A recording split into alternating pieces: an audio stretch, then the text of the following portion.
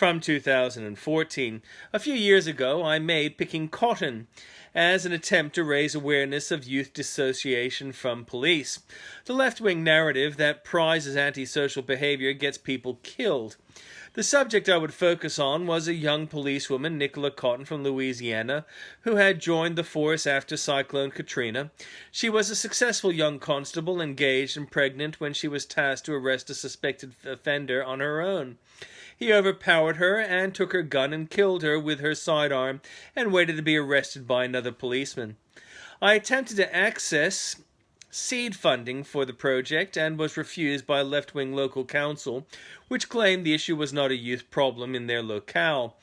I made the video anyway, although it was not as good as what I might have achieved with backing. The video was appreciated by one U.S. police department, but the issue is not well addressed in international Western world circles. Recently, a drunk kid bullied a black officer on a train in Brisbane, and the officer handled the racist abuse very well. But the giggling, foul-mouthed kid had a friend who filmed the abuse and posted it.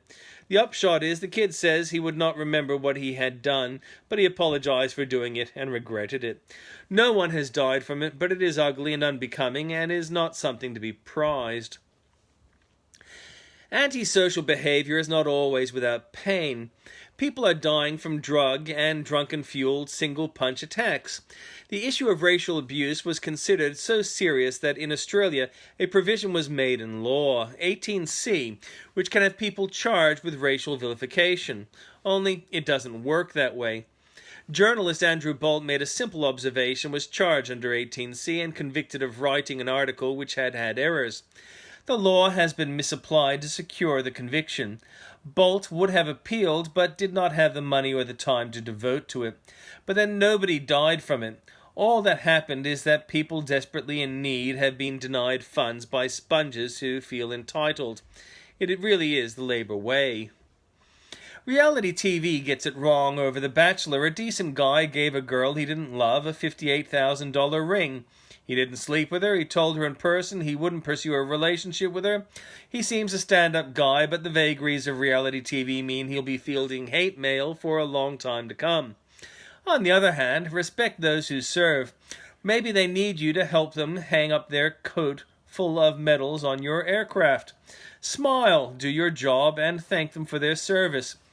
In a recent case, a stewardess got snippy with a soldier who made that request. Nobody's died, but the idea of respect for people seems lost. ALP created 18C in its current form and will not allow it to change. Neither will Greens or Palmer United Party, so the legislation, although flawed, remains. Some have claimed that the legislation is needed to curb the activity of Rupert Murdoch, whom the legislation has never been employed against. So, clearly the legislation is effective in preventing whatever it is that Murdoch does. One supporter of legislation is Albanese. Albanese has come out in opposition to beefed-up terror laws. Albanese feels it is not necessary to curb terrorist recruiters from their activity the same way he feels it is important to prevent news journalists from commenting on current issues.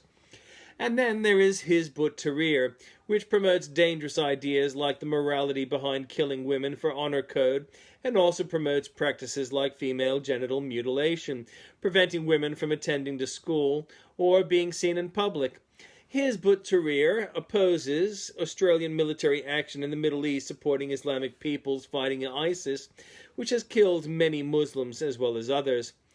They are terrorist supporters, but as has been noted, although the terrorists they support have killed, tortured, raped many, including non-combatants, Hizb ut-Tahrir has not been seen to have killed anyone, satisfying Albanese that they need protections that they would be denied were Australia to adopt anti-terror legislation.